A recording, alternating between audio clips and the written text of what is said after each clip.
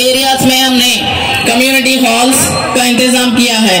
उसी के साथ साथ हमने आवाम की खिदमत के लिए 2 बस्ती दवाखाने जो कि RK सोसाइटी और राजीव गांधी नगर में हमने मुंतखब किया, हमने इनॉग्रेशन किया। हमने आवाम की खिदमत के लिए आज इंडोर स्टेडियम यूथ के बच्चों के लिए और सीनियर सिटीजन्स के लिए इंडोर स्टेडियम्स का आगाज किया। बेहतरीन तरीके से हमने डेवलपमेंट करके दिखाया है। इंशाअल्लाह आने वाले दिनों में और भी डेवलपमेंट के साथ हम बढ़ेंगे। इन 10 सालों में हमारा और आपका साथ बहुत गहरा है। जब कभी भी यहाँ सफदर नगर और राजीव गांधी नगर एरिया में बारिश होती तो हम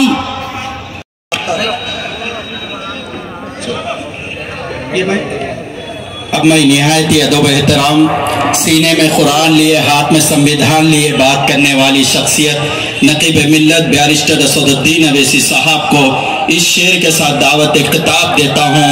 अल्फाज व मानों में कोई तफावत तो नहीं, ले मुल्ला की अज़ा और है मुजाहिद की अज़ा और, परवाज है दोनों का उसी एक फिजा में, लेकिन गरगस का जहां और है शाहीन का जहां और।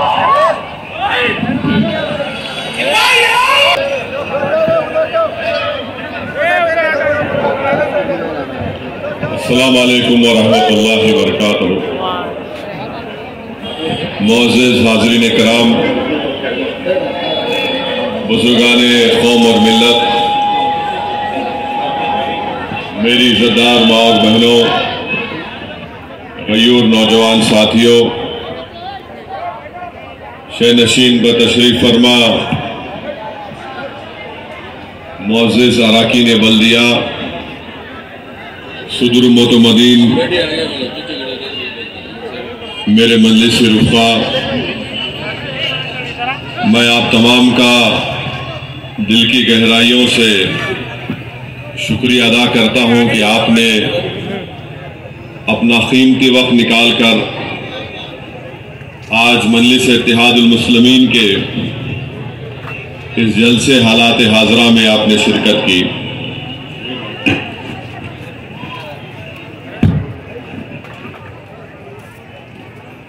मेरे अजीज दोस्तों और बुजुर्गों, मैं आपके दरमियान में इसलिए आया हूं कि मजलिस इत्तेहादुल मुस्लिमीन की जानिब से तेलंगाना के असेंबली इलेक्शन में मजलिस इत्तेहादुल मुस्लिमीन ने अपने 9 उम्मीदवारों को 9 असेंबली हल्के जात से अपना उम्मीदवार बनाकर आवाम के सामने पेश किया और मजलिस इत्तेहादुल मुस्लिमीन ने यह भी फैसला किया कि जहां पर मजलिस इत्तेहादुल मुस्लिमीन के उम्मीदवार नहीं होंगे वहां पर हम आवाम से ये गुजारिश करेंगे और दरख्वास्त करेंगे कि वो वहां पर दोबारा मामू को तीसरी मर्तबा तेलंगाना का मुख्यमंत्री बनाए। ये मजलिस इत्तेहादुल मुस्लिमीन ने फैसला लिया है और जब मजलिस इत्तेहादुल मुस्लिमीन ने यह फैसला लिया तो उसके बाद से मुखालिफीन मजलिस इत्तेहादुल मुस्लिमीन में बड़ी बेचैनी पैदा हो गई। मुखालिफ मजलिस इत्तेहादुल मुस्लिमीन में उनको यह डर लगना शुरू हो गया कि अब इस असेंबली इंतखाबात में वो जो ख्वाब देख रहे थे इख्तिदार पर वापिस आने का, जब मजलिस ने फैसला ले लिया तो उनको लगा कि उनके ख्वाब अब चुकनाचूर हो चुके हैं। आप देखते हैं कि मजलिस ने जब ये फैसला लिया तो कांग्रेस पार्टी की तरफ से, बीजेपी और आरएसएस की तरफ से मजलिस के इस फैसले को सुनकर उनमें डर पैदा होना शुरू हो गया, उनमें बेचैनी पैदा हो गई कि आखिर मजलिस ने ऐसा क्यों कर दिया। इलेक्शन के हमारे फैसले से पहले कांग्रेस के लोग ये चीखें मार मार कर पुकार कर लिख रहे थे, कह रहे थे कि मजलिस तेलंगाना के 30 हलकों से इलेक्शन लड़ेगी। इसलिए लड़ेगी कि मजलिस वोट को काट कर टीआरएस का या मामू का फायदा पहुंचाएगी या बीजेपी का फायदा पहुंचाएगी। मगर जब मजलिस इत्तेहादुल मुस्लिमीन ने अपना फैसला ले लिया तो इनको समझ में नहीं आ रहा कि अब क्या कहना चाहिए। तो वही पुराना इल्जाम मजलिस इत्तेहादुल मुस्लिमीन पर लगाना शुरू कर दिए।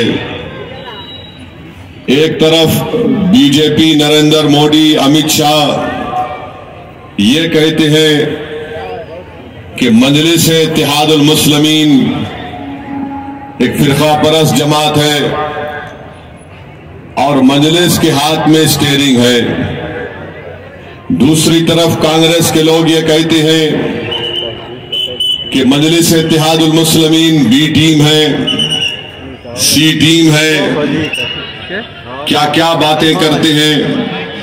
मैं आपको ये बताने आया हूं कि मजलिस इत्तेहादुल मुस्लिमीन ने फैसला जो लिया है वो क्यों लिया है। मजलिस के लिए फैसला लेना आसान नहीं था। निजामाबाद में मजलिस इत्तेहादुल मुस्लिमीन के 16 कॉरपोरेटर हैं, डिप्टी मेयर है। हमारे वहां पर मामू की पार्टी से ज्यादा हमारे कॉरपोरेटर हैं।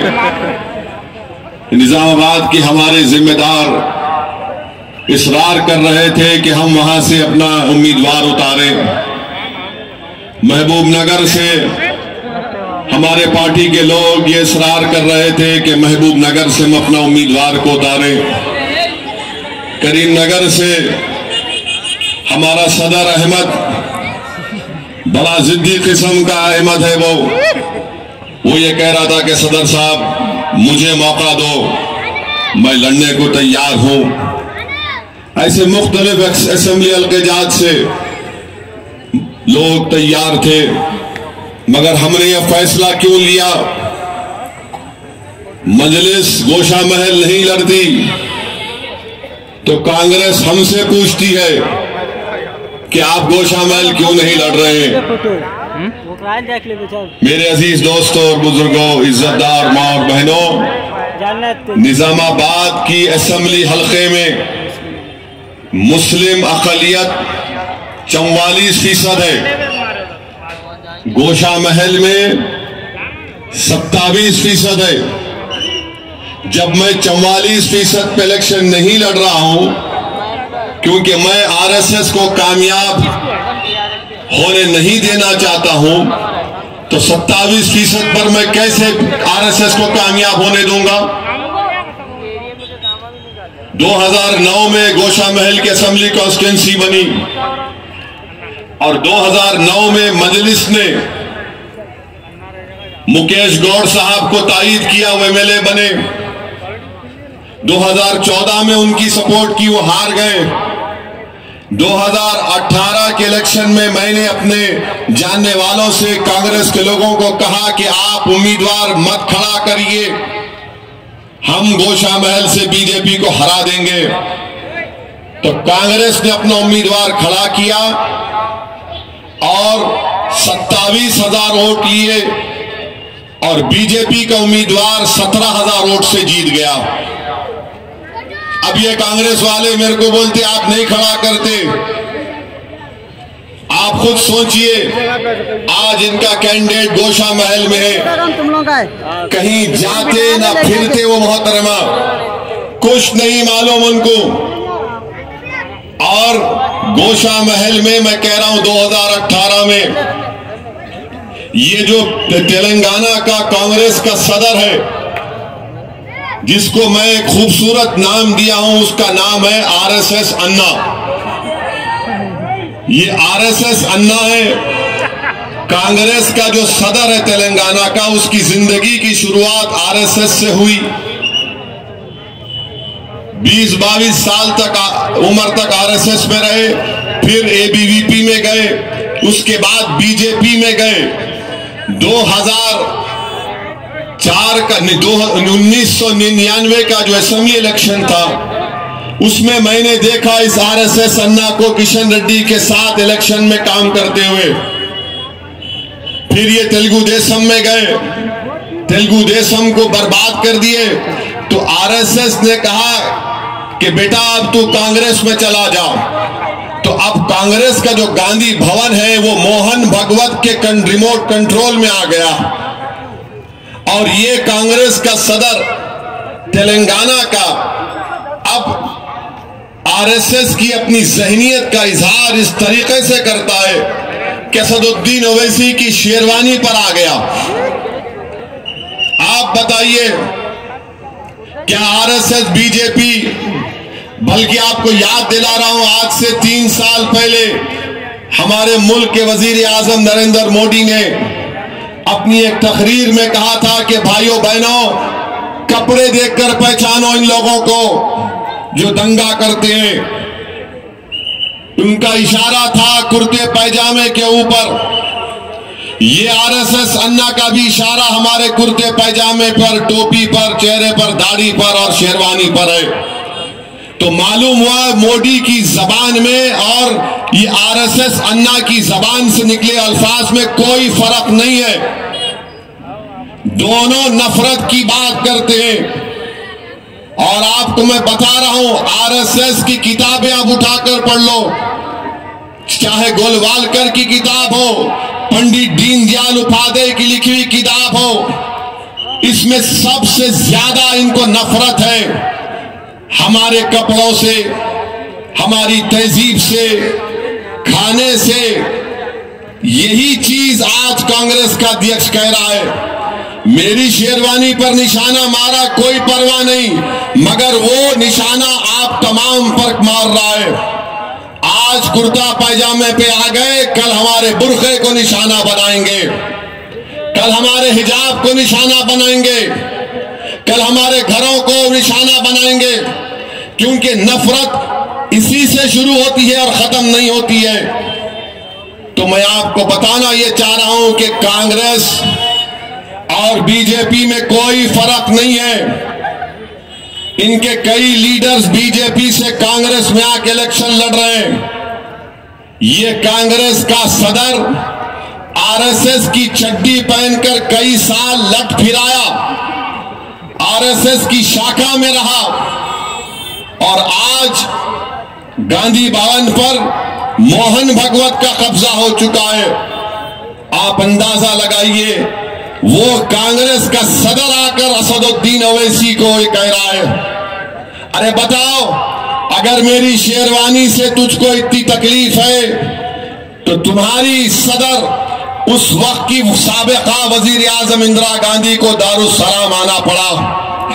सालार के बाजू बैठी इंदिरा गांधी, तो सालार कौन सा कपड़ा पहने हुए थे? शेरवानी पहने हुए थे। तुमको हमारी ताकत का अंदाजा नहीं है। मेरे अजीज दोस्तों और बुजुर्गों, फिर ये कांग्रेस पार्टी का इनका राहुल ये कहता है कि मजलिस पैसे लेकर इलेक्शन लड़ती है। मैं 2004 से 2012 तक डॉक्टर मनमोहन सिंह की हुकूमत की तायीद किया। कितने पैसे तुम दिए राहुल गांधी, बताओ? पार्लियामेंट में nuclear deal I. Communist party जो आज इनके साथ है, मुखालिफत में बीजेपी के साथ खड़ी रही। मैं बीजेपी का साथ नहीं दिया, मैंने न्यूक्लियर डील का साथ दिया। प्रणब मुखर्जी का प्रेसिडेंट का इलेक्शन आया, यही सोनिया गांधी और डॉक्टर मनमोहन सिंह ने मुझसे कहा था कि ओवैसी साहब जगन को राजी कराइए, आपके दोस्त है। मैं चंचलगुड़ा जेल में जाकर जगन को राजी कराया। जब कितने पैसे मुझको दिए गए थे बताओ? किरण कुमार रेड्डी की सरकार थी, असेंबली में इनके खिलाफ नो कॉन्फिडेंस मोशन आया, मजलिस ने साथ दिया, कांग्रेस के एमएलए खिलाफ वोट दिए। बताओ कितने पैसे दिए? अरे कांग्रेस वालों, तुम मजलिस को, असदुद्दीन ओवैसी को देखते ही तुमको पैसे क्यों नजर आते? यही राहुल गांधी का एक दोस्त जिसका नाम सिंधिया है, मध्य प्रदेश से बीजेपी में चला गया। राहुल अपनी जबान से नहीं बोलते कि सिंधिया पैसे लिया। स्कूल में साथ पढ़े। इनका एक और दोस्त है जतिन प्रसाद, उत्तर प्रदेश का बीजेपी में मिनिस्टर है, उसको नहीं बोलते। तो राहुल सिर्फ असदुद्दीन को देखकर कहते हैं पैसे लिए। तो राहुल गांधी इसको हम बताना चाह रहे हैं कि तुम्हारे घर में तरबियत पैसों की बुनियाद पर हुई होगी। मेरे घर में मेरे मरहूम वालिद और मेरी माँ ने मुझे ईसार और कुर्बानी का दर्स दिया, उसको सिखाया। पैसों को बुनियाद बनने नहीं दिया कभी भी। पैसा हमारी हाथ की मैल है राहुल गांधी। अगर पैसा सब कुछ होता तो जो दिल्ली में तुम रहते हो वहां पर बादशाहों के महल आज खंडेर बने पड़े हैं। दौलत अगर सब चीज होती तो ताजमहल बनाने वाला किधर, उसकी खबर है किसी को नहीं मालूम। मेरे अजीज दोस्तों और बुजुर्गों, ये कांग्रेस पार्टी की नफरत है। क्यों नफरत करते असदुद्दीन ओवैसी से? क्योंकि असदुद्दीन ओवैसी पार्लियामेंट में ट्रिपल तलाक के कानून की दलीलों के साथ धज्जियां उड़ा दी और कहा कि ट्रिपल तलाक हमारे खवातीन के खिलाफ है। ट्रिपल तलाक का कानून मुस्लिम खवातीन के खिलाफ। मैंने कहा CAA का कानून आया, मोदी अमित शाह बैठे हुए हैं, 300 MP बीजेपी के बैठे हैं, कांग्रेस के 40 या 44 बैठे हैं। मैंने अपनी 5 मिनट की तकरीर में कहा यह काला कानून है, मैं इसको नहीं मानता, मैं इस कानून को फाड़ता हूं। पूरे पार्लियामेंट में फाड़ कर दिखाया। इनको तकलीफ हो गई, बीजेपी को, कांग्रेस को तकलीफ हो गई और यकीनन उसके बाद पूरे मुल्क में CAA कानून के खिलाफ एहतजाज शुरू हुआ। UAPA का कानून का बिल अमित शाह लेकर आए। आज उस कानून के तहत जेलों में मुस्लिम और दलित बच्चे 3-3 साल से जेल में। बोलो राहुल, क्या तुम्हारी पार्टी ने पार्लियामेंट में अमित शाह का साथ नहीं दिया UAPA के कानून में? एक 80 साल का ईसाई जेल में मर गया, यही कानून में उसको डाल दिया गया था। इनको नफरत यह है कि असदुद्दीन ओवैसी सच्चाई को बयान करता है। इनको नफरत इसलिए है कि असदुद्दीन ओवैसी झुकने वाला नहीं है। अरे राहुल गांधी सुनो, तुम्हारे पास जो तुम्हारे चमचे तुम्हारे अतराफ में फिरते हैं ना, वो तमाम के तमाम में न हमियत है ना उनमें ताकत है। अरे ये तमाम तुम्हारे सामने जी हाँ मिलाने वाले हैं। इनमें अगर हिम्मत होती तो सच्चाई तुमको बयान करते। राहुल गांधी खुद अमेठी से इलेक्शन लड़े, हार गए, मैं नहीं था। तो क्या राहुल गांधी भी पैसे ले लिए थे स्मृति ईरानी से? राहुल गांधी कांग्रेस के सदर थे, 500 के ऊपर लोकसभा की सीट पर लड़े, खाली 50 के करीब जीते। तो क्या राहुल गांधी आपने मोदी से पैसे भी ले लिए और उनकी हाथ की बनाई हुई चाय भी पी ली क्या आपने? बताओ, उसको आप जवाब दो। इसका जवाब नहीं देंगे। ये नफरत करते हैं आपकी सियासी पार्टी से, ये नफरत करते हैं आपकी क़यादत से। ये नहीं चाहते कि गरीबों की कोई आवाज रहे, ये नहीं चाहते कि मुसलमान अक़लियतों की कोई आवाज उठे और लड़े आपके हक के लिए। ये चाहते हैं कि आप लोग सिर्फ इनके गुलाम बनकर रहें, इनके सामने सर झुकाएं, इनकी चौखट पर आकर भीख मांगे। असदुद्दीन ओवैसी ये कहता है कि गुलामी किसी की नहीं करेंगे, करेंगे तो आक़ाए दो आलम सल्लल्लाहु अलैहि वसल्लम की करेंगे। सर झुकाएंगे तो अल्लाह के सामने झुकाएंगे। मेरे बुजुर्गों, मेरी माँ और बहनों, यही लड़ाई है। ये लड़ाई इज्जत की लड़ाई है, ये लड़ाई हिस्सेदारी की लड़ाई है, ये लड़ाई दाइश पर आकर उनके बाजू बैठने की लड़ाई है। ये लड़ाई हमारे मुकद्दर के फैसले तुम नहीं करोगे, हम भी करेंगे। ये लड़ाई बराबरी की लड़ाई है। जो कांग्रेस और मोदी को पसंद नहीं आता वो बोलते हैं कौन है ये?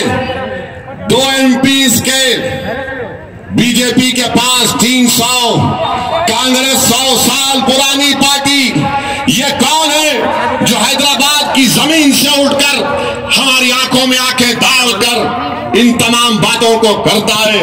मेरे भाई, अल्लाह गवाह है, जब कभी भी पार्लियामेंट में खड़े होकर तकरीर करता हूं, अल्लाह से दुआ कर लेता हूं, परवरदिगार, इन तमाम तागूती ताकतों के सामने खड़े होकर बोल रहा हूं, तुझे तेरे सब्ज गुंबद के मकी का वास्ता असदुद्दीन ओवैसी की जबान में वो तासीर और अल्फाज दे दे कि मैं इस ऐवान के दरो दीवार को, सच्चाई को बयान करके हिला दूं। यही इनको पसंद नहीं आता तो क्या करते हैं, इल्जाम लगाते हैं। मुझे कभी अल्हम्दुलिल्लाह अल्लाह ने मुझे इन तमाम चीजों से बचा कर रखा। आज मैं मगरिब की नमाज आप ही की मस्जिद में पढ़ा, हबीबिया मस्जिद में पढ़ा, नमाज पढ़कर निकल रहा था, एक साहब मिले, आप गुफ्तगू सुने उनकी, ये गवाह है उस गुफ्तगू के। उस साहब ने कहा, असदुद्दीन ओवैसी, तुम पे रसूल अल्लाह सल्लल्लाहु अलैहि वसल्लम का बड़ा करम है। मैं रुक गया। जब आका का नाम आया, मैंने कहा क्या हुआ भाई?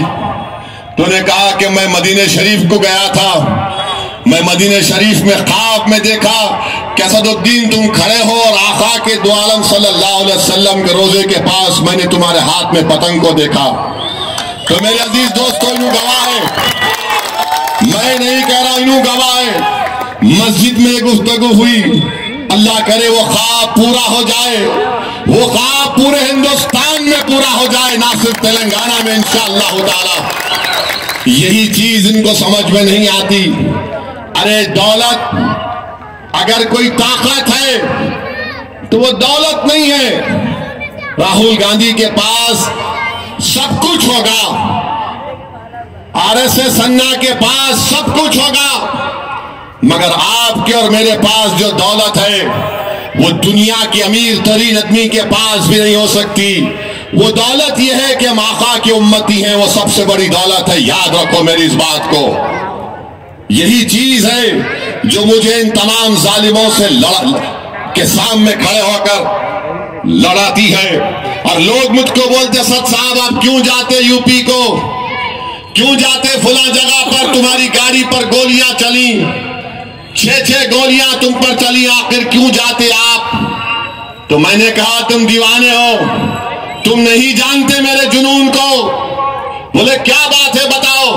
तो मैंने कहा हशर के मैदान में जब इमाम हुसैन मेरे सामने होंगे तो मैं क्या जवाब दूंगा रसूलुल्लाह सल्लल्लाहु अलैहि वसल्लम के शहजादे को। इमाम हुसैन को भी मालूम था कि मैं अपने अफराद खानदान के साथ करबला जा रहा हूं, सब कुछ लुट जाएगा, खानदान कुर्बान हो जाएगा, मगर इमाम हुसैन ने राह हक से मुंह नहीं मोड़ा। अगर हम हुसैन का परचम उठाए हुए तो हम हर चीज कुर्बान करेंगे, मगर जालिमों से कभी समझौता नहीं करेंगे, नहीं करेंगे इंशाअल्लाह ताला। मेरे अजीज दोस्तों और बुजुर्गों, हम यजीदी ताकतों का कभी साथ दिए ना कभी देंगे। जो इंसाफ की बात करेगा, जो हमारा तहफ्फुज़ करेगा, हम उसका साथ देते आए। तो ये आपको बताना जरूरी था। अब निजामाबाद पर मैं नहीं लड़ रहा हूं तो किसको भिजा दिए वहां पर? कामारेड्डी शेख साहब को भिजा दिए। अब वो सीट बीजेपी मुस्करा रही है निजामाबाद में, मैं नहीं गया तो कौन डील किया बताओ फिर आप? कौन डील किया निजामाबाद की? नामपल्ली का मेरा उम्मीदवार है, बीजेपी मिली भी है, आरएसएस मिली भी है कांग्रेस के साथ, एक हरकत नहीं करता बीजेपी का उम्मीदवार। नामपल्ली में कांग्रेस का साथ दे रहे हैं बीजेपी आरएसएस के लोग, इल्जाम हम पर लगता है। और अब तो हद ये हो गई कि राहुल गांधी की बहन साहिबा भी हम पे उंगली उठा रही है। अरे प्रियंका गांधी, ये हैदराबाद 3 मार की सरजमीन है, 3 मार की। यहां पे 3 मार जब शुरू हो जाता ना तो तुमको समझ में भी नहीं आएगा। प्रियंका गांधी ये बताओ, हरियाणा में तुम्हारे शौहर जिस पर जमीन का करप्शन का इल्जाम था, तो नरेंद्र मोदी ने कह दिया रॉबर्ट वाड्रा पर कोई केस नहीं है। क्या डील हुई बताओ, कैसा तुमको वापस ले लिए? अरे तुम असदुद्दीन ओवैसी को बोलते हो, याद रखो अल्लाह मेरे मुंह में भी जबान दिया है। मेरी जबान जब चलती है तो तुम्हारे खानदान, तुम्हारा पानदान, तुम्हारी पार्टी मेरी जबान के सामने खड़े नहीं हो सकते तुम, क्योंकि मैं सच्चाई को बयान करता हूं। अब आकर बोल रहे ऐसा करेंगे, फुला करेंगे। अरे तुमने तो बर्बाद कर दिया हैदराबाद को फसादात करवा कर। जब कभी कांग्रेस इख्तियार में रही फसाद होता था। अब आपको यह बताना चाह रहा हूं कि हम मामू का साथ क्यों दे रहे हैं।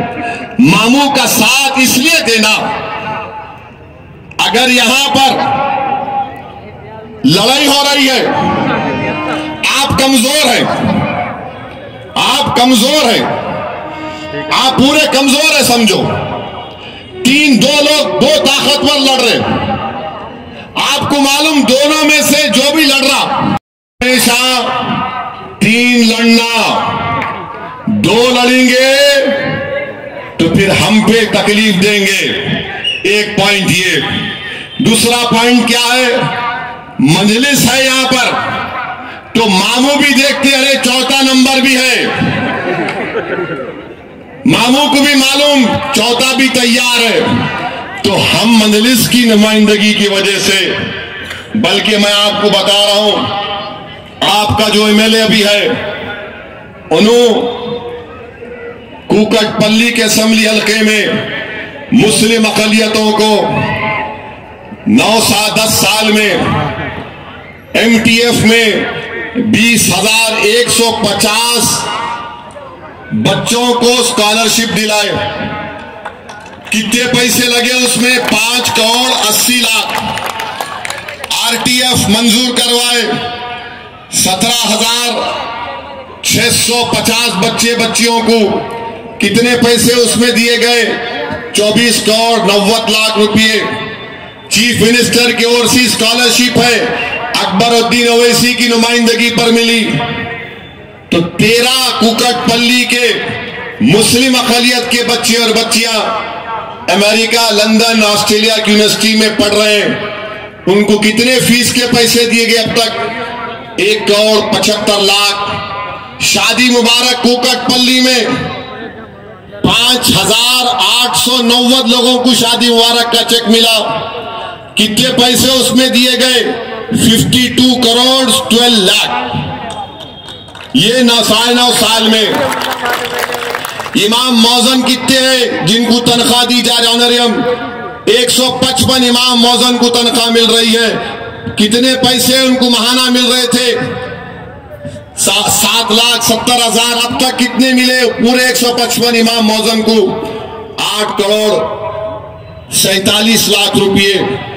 आसरा पेंशन कितना मिला कुकटपल्ली में मुसलमान हजरात को, अकलियत को? 3,344। कितने पैसे मिले? महाना 71 लाख। 9.5 साल में करीब 80 करोड़ रुपए दिए गए। तो ये तमाम 1, 2, 3, 4, 5, 7 स्कीमों में 47,367 कुकटपल्ली के मुस्लिम अकलियत को फायदा हुआ। कितने पैसे उनको मिले? 173.72 करोड़ मिले। अब आप आ जाओ, लोग बोलते हैं कि असद साहब आप क्यों मामू का साथ दे रहे? मैं आपको बता रहा हूं कि मजलिस और अकबरुद्दीन ओवैसी की बेबाक नुमाइंदगी पर पूरे तेलंगाना में आपको बता रहा हूं, ये कांग्रेस वाले बड़े बड़ी बातें करते हैं। कल्याण लक्ष्मी की स्कीम, शादी मुबारक की स्कीम में 21% मुस्लिम अकलियत को मिला। स्कॉलरशिप में 47% मुसलमानों को स्कॉलरशिप मिला। रेजिडेंशियल स्कूल मजलिस की नुमाइंदगी पर खोले गए। कितने? 205। वो परसेंटेज है 20%। रेजिडेंशियल स्कूल में पूरे तेलंगाना में 1,31,000 मुस्लिम बच्चे और बच्चियां पढ़ रही हैं 6ठी जमात से 12वीं जमात तक। परसेंटेज क्या है? 21.06। टोटल बजट क्या, कितना दिया गया मुस्लिम अकलियत को? 9.5 साल में 12,000 करोड़ रुपये खर्चा हुए। परसेंटेज क्या है? 13.18। आसरा पेंशन में हिस्सा कितना है मुस्लिम अकलियत का? थोड़ा कम है, 11.20। बीपीएल व्हाइट राशन कार्ड में कितने मुस्लिम अकलियत के पास व्हाइट राशन कार्ड है और मिलना चाहिए? 12,55,530 लोगों के पास व्हाइट राशन कार्ड है। परसेंटेज क्या है? 13.88। ये काम मजलिस ने करवाया और मामू ने इसको मंजूरी दी। अब आप बताइए, 9.5 साल में हैदराबाद में फसाद हुआ? फसाद हुआ? फसाद हुआ? अब इन्हों बोलते कांग्रेस वाले असद साहब बिक गए। मेरे भाई, उत्तर प्रदेश, बिहार, कर्नाटका में हमारे बच्चियों को हिजाब पहनने नहीं दिया गया। बताओ, कोई बच्ची को रोका गया स्कूल या एग्जाम लिखने के लिए? तेलंगाना में नहीं हुआ। क्या गोश्त की दुकानें बंद है? बंद है गोश्त की दुकानें? कर्नाटका में बंद है। और मैं इलेक्शन पदयात्रा में जब किसी दुकान के सामने से जाता हूं तो हमारे कुरैशी भाइयों को बोलता हूं सलाम अलैकुम, तो उठ के आके मिलते वालेकुम सलाम। मैं उनको बोलता हूं कटरा ना, कटरा ना। तो बोलते हो साहब, हाँ। मैं बोला माशाल्लाह गिराक अच्छा दिख रहा, कम दिख रहा, सुबह जल्दी बोनी हो गई तुम्हारी, मगर कारोबार हो रहा, अमन है, बच्चे और बच्चियों को स्कूल में तालीम मिल रही है।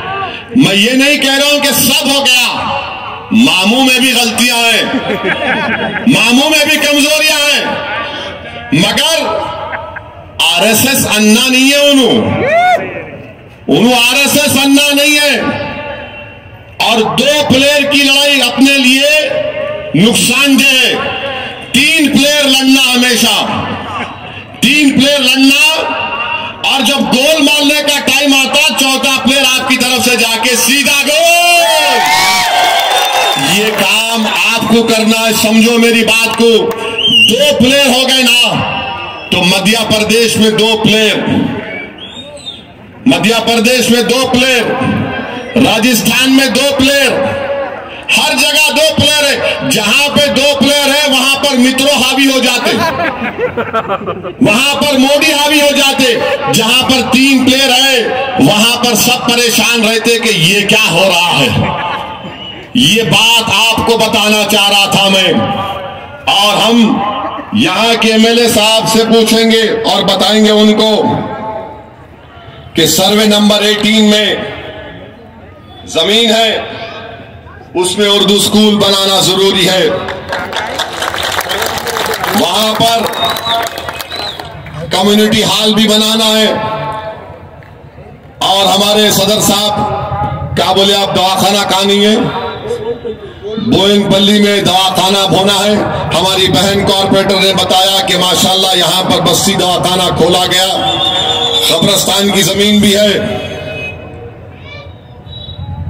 तो मेरी आप तमाम से ये गुजारिश है, आजाओ 2 मिनट।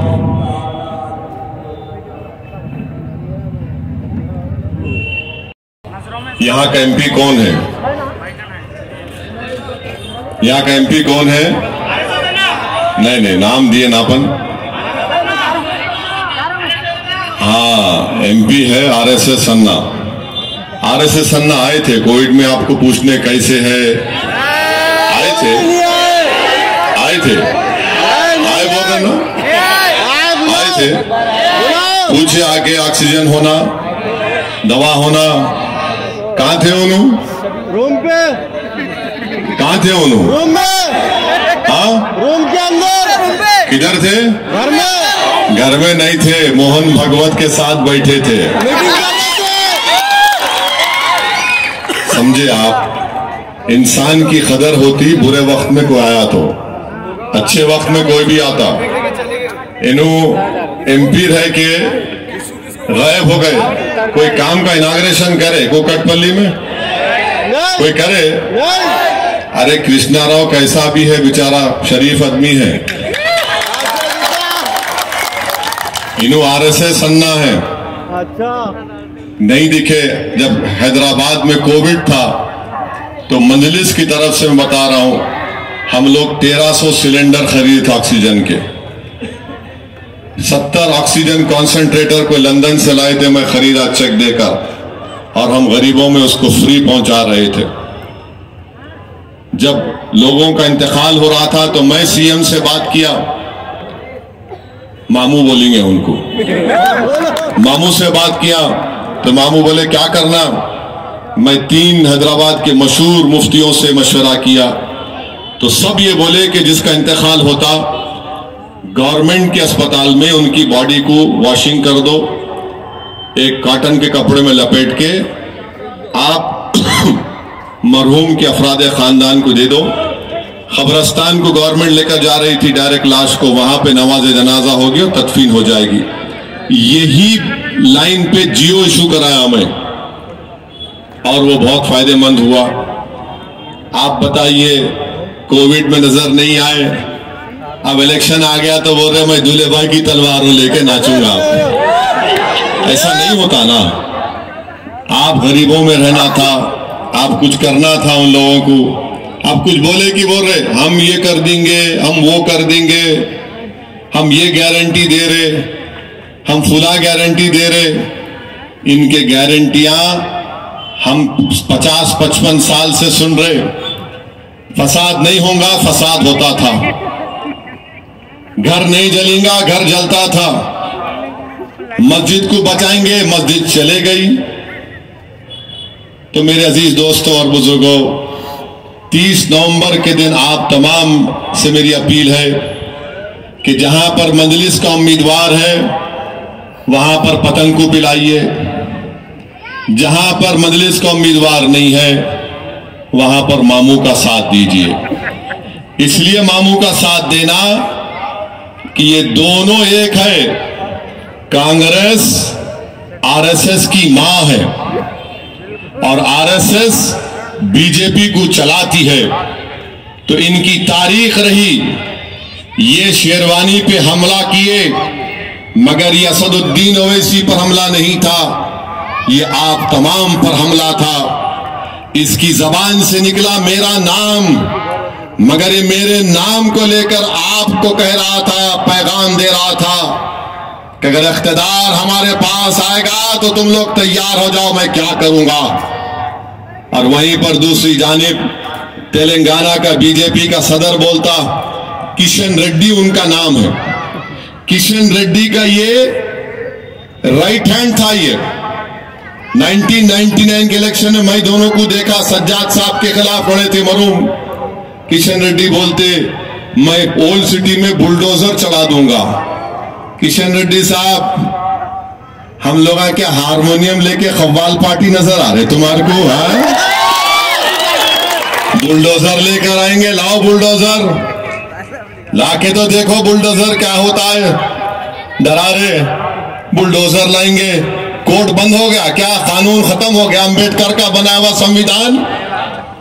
और अमित शाह के बोरे में 4% निकाल देता हूं। कैसा निकालते?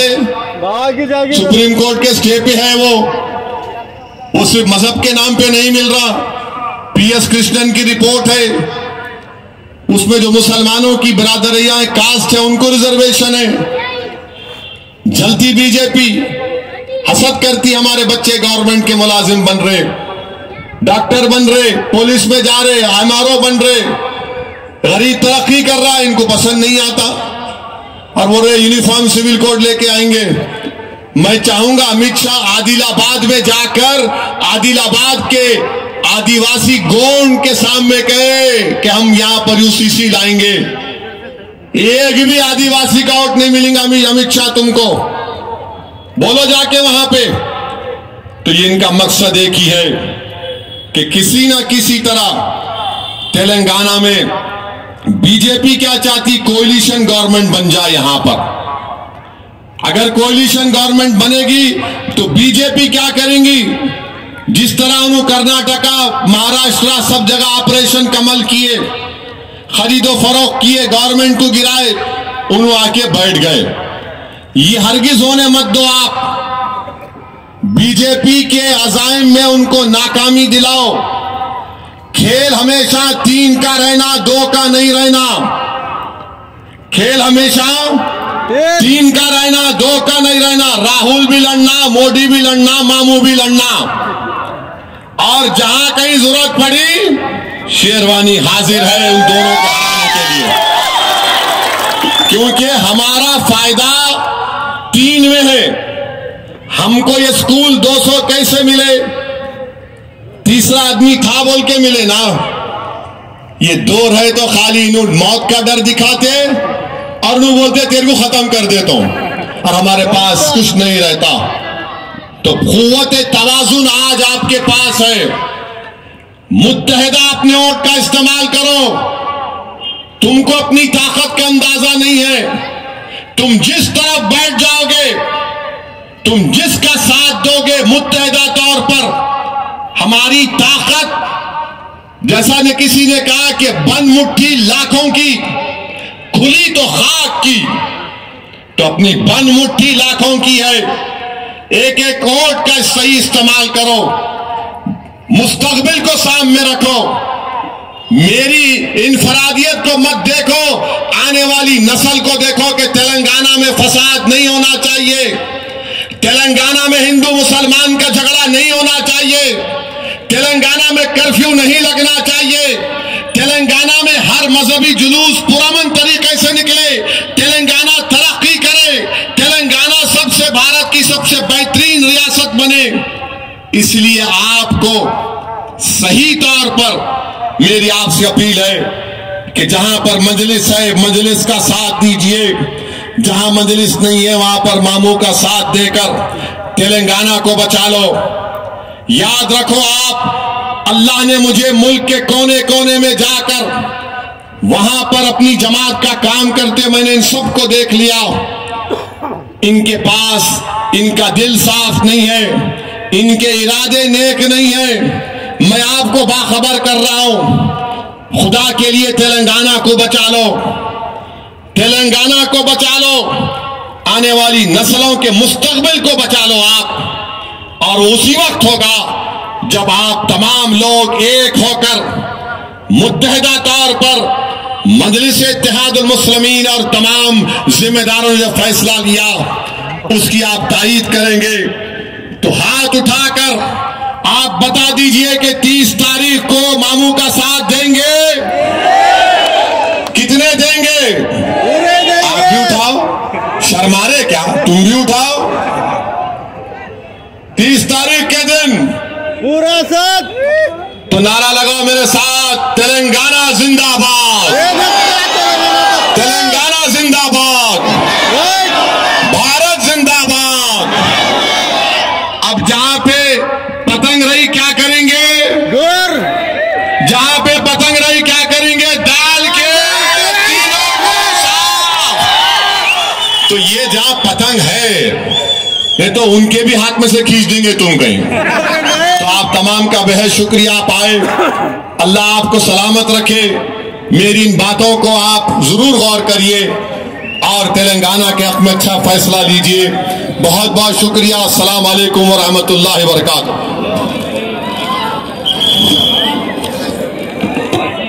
आगे लोग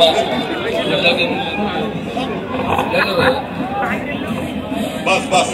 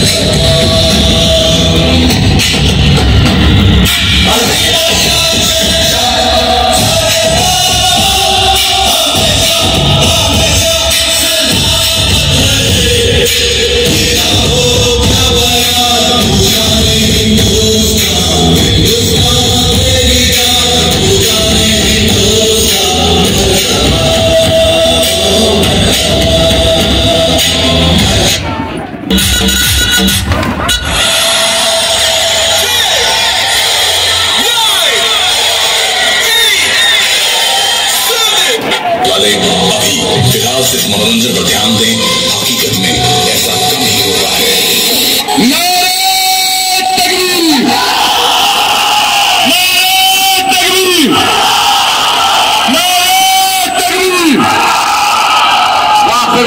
अल्हम्दुलिल्लाह रब्बिल आलमीन।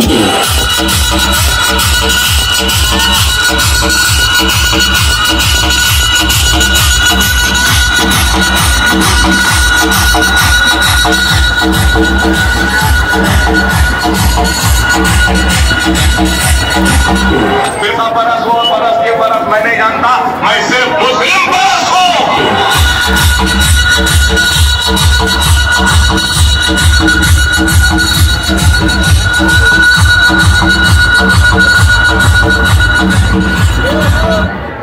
हम गए तो खाली हाथ नहीं जाएंगे, ताज को भी ले जाएंगे।